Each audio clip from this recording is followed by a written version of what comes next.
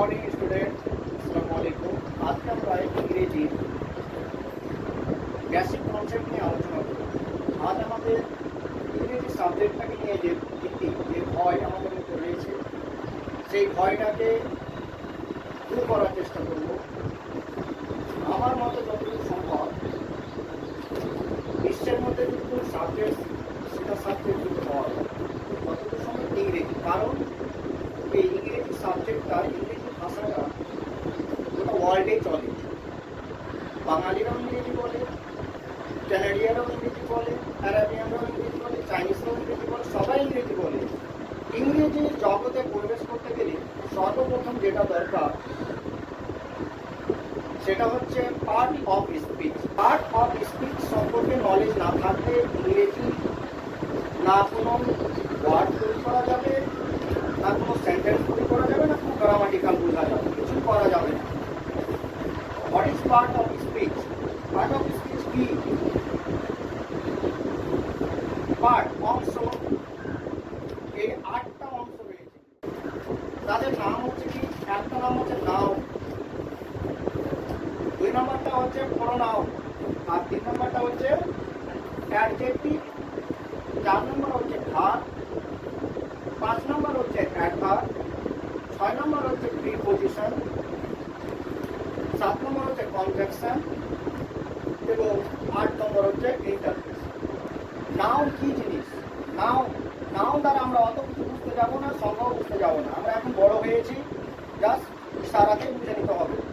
Noun মানে ধরলে নাম, বাস এক কথায় শেষ। শর্টকাটে বুঝবো আমরা।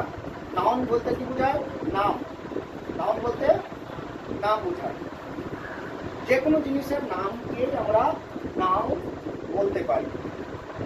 যেমন পেন, এটা তো নাম। পেন, পেন শব্দটাও হয়ে গেল একটা নাউন। দ্বিতীয় কথা আমরা জানবো প্রোনাউন কি।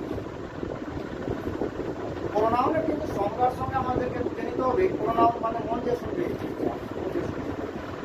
প্রোনাউন বলতে বোঝাচ্ছে নামের বদলে যে শব্দগুলো আমরা ব্যবহার করি। নামের বদলে যে শব্দগুলো আমরা ব্যবহার করি তাদেরকে আমরা বলবো প্রোনাউন। যেমন এর জন্ম কেন হলো? প্রোনাউনের কি দরকার পড়লো ভাষাতে? কারণ হচ্ছে কোনো জিনিস বারবার একই নাম উচ্চারণ করতে ভালো লাগে না।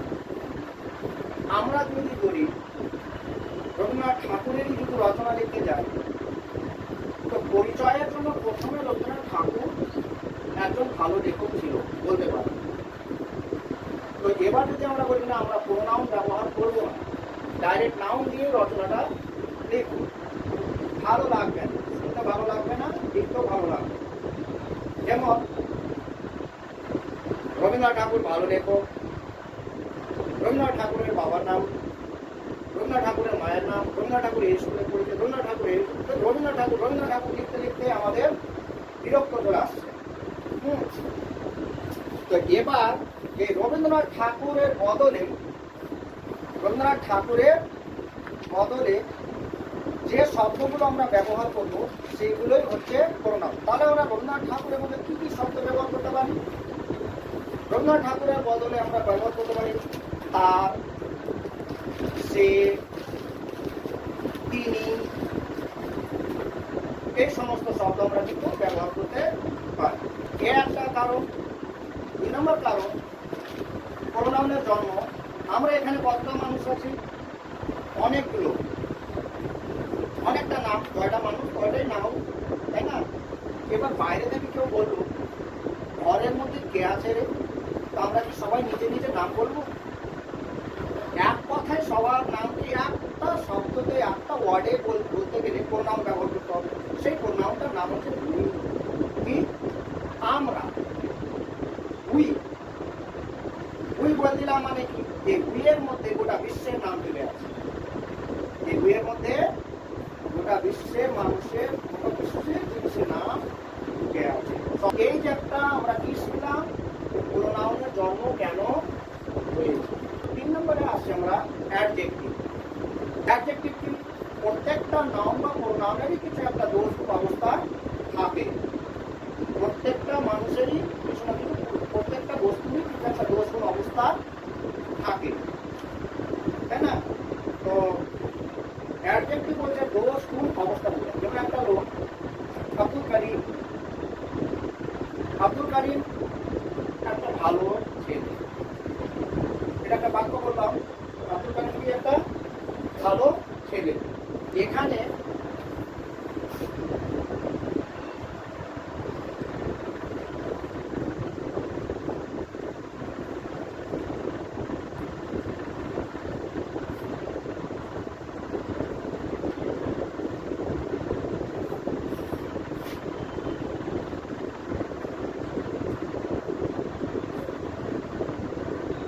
এটা একটা বাক্য, যাকে ইংরেজিতে বলা হয় সেন্টেন্স। কি বলে? বাক্যকে কি বলে ইংরেজিতে? সেন্টেন্স বলে। সেন্টেন্স বলে। এই সেন্টেন্সের তৈরি কি কতগুলি ওয়ার্ড পাশাপাশি বসেছে। আমরা ওদিকে সেন্টেন্সে যাচ্ছি না, আমরা জানতে এসেছি অ্যাডজেক্টিভ জিনিসটা। এই ওয়ার্ডটির মধ্যে কিন্তু একজন আছে অ্যাডজেক্টিভ, একজন এখানে অ্যাডজেক্টিভ আছে। অ্যাডজেক্টিভটা কোনটা? এটি তো এই কি বলে? নাও। এটা হচ্ছে ভার্ব, অক্সিলারি ভার্ব। এটা হচ্ছে আর্টিকেল। আমরা শিখে নিচ্ছি এই যে, আর এটা হচ্ছে, এটাও কিন্তু নাও, এটা হচ্ছে নাও। তাহলে এই শব্দটা হচ্ছে অ্যাডজেক্টিভ। গুণ বুঝাচ্ছে। গুণ মানে কি? একটা ভালো, তারপর গুণ বুঝাচ্ছে। এই যে এই শব্দটা হচ্ছে কত? অ্যাডজেক্টিভ। তাহলে হয়ে গেল। এখানে আমি একটা সেন্টেন্সের মধ্যে কতগুলি জিনিস আছে, এই সেন্টেন্সটার মধ্যে পার্ট অফ স্পিচের কোন কোন জিনিসটি আছে কে বলতে পারবে? এখান থেকে আব্দুল করিম নাও একটা পেয়ে গেলাম। ইজ হচ্ছে ভার্ব, অক্সিলারি ভার্ব। এ হচ্ছে আর্টিকেল, এটা কি? আর্টিকেল।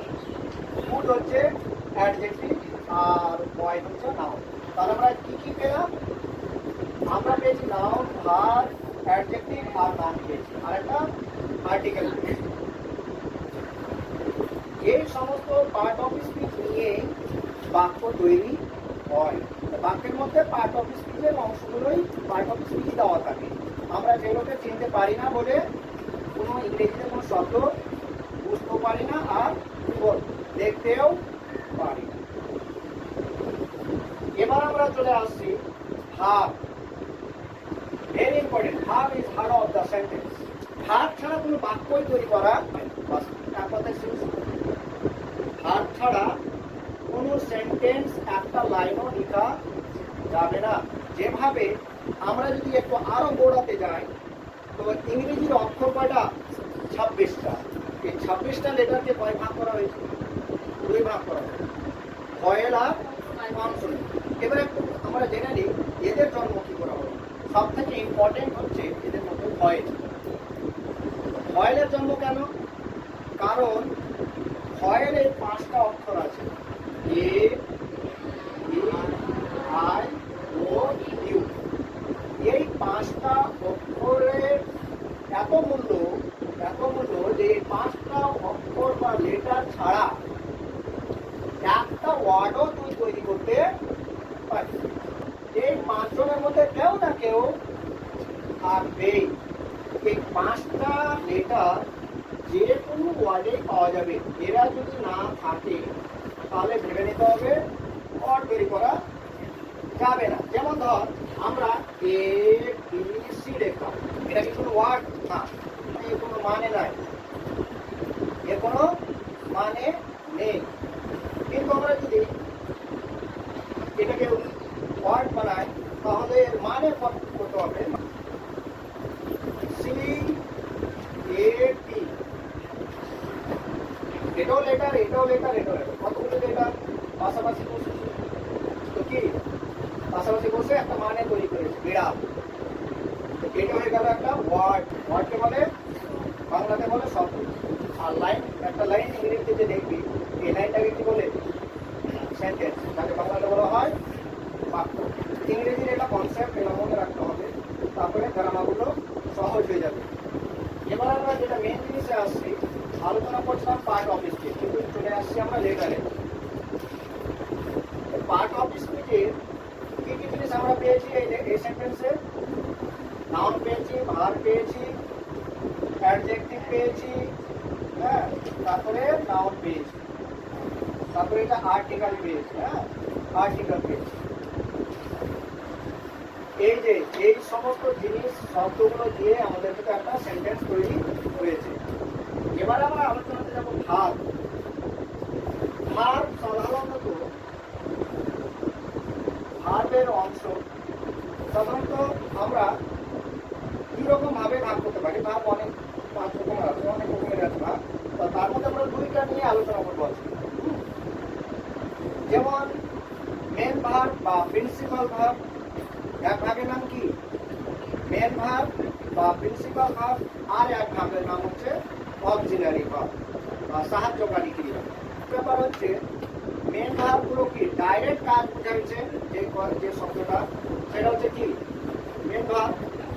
আর অক্সিলারি ভার্ব হচ্ছে মেন ভার্বের অনুপস্থিতিতে, যে কোনো বিনা ভার্বের তো সেন্টেন্স হবে না। এই বিনা ভার্বের সেন্টেন্স হবে না। যখন বিনা ভার্বের যখন সেন্টেন্স হবে না, একটা তো সেন্টেন্স লেখার জন্য হঠাৎ করে দেখা যাচ্ছে একটা ভার্বের প্রয়োজন পড়বেই না। কোনো সেন্টেন্স আছে মেন ভার্বের প্রয়োজন পড়ে না, তাহলে আমি ওখানে কি বসাবো? ওখানে আমাকে অক্সিলারি ভার্ব বসিয়ে সেন্টেন্সটাকে পূর্ণ করতে হবে। যেমন একটা বাক্য লিখি, আমি হই একটি বালক। আমি হই একটি বালক। তাহলে এখানে আমি হই একটি বালক, এটা তো একটা বাক্য, সেন্টেন্স। এটা ইংরেজিতে লিখবো আই অ্যাম। এই যে I am A boy, I am এ বয়, আমি হই একটি। তাহলে একটা বাক্য তৈরি হয়ে গেল, সেন্টেন্স তৈরি। এই যে আরেকটা কোশ্চেন, আমরা ইংরেজি বুঝি না টোটাল, তাহলে আমরা চিনব কি করে? আমি কিন্তু শর্টকাট করে অনেক কিছু বলে দিচ্ছি, যে বুঝতে পারছি কিনা, মানে যেটা ছোটদের শেখা উচিত ছিল সেটাকে আমি তাড়াতাড়ি একদম, মানে ইংরেজি এমন একটা স্বভাব আছে, কান ধরে টানলে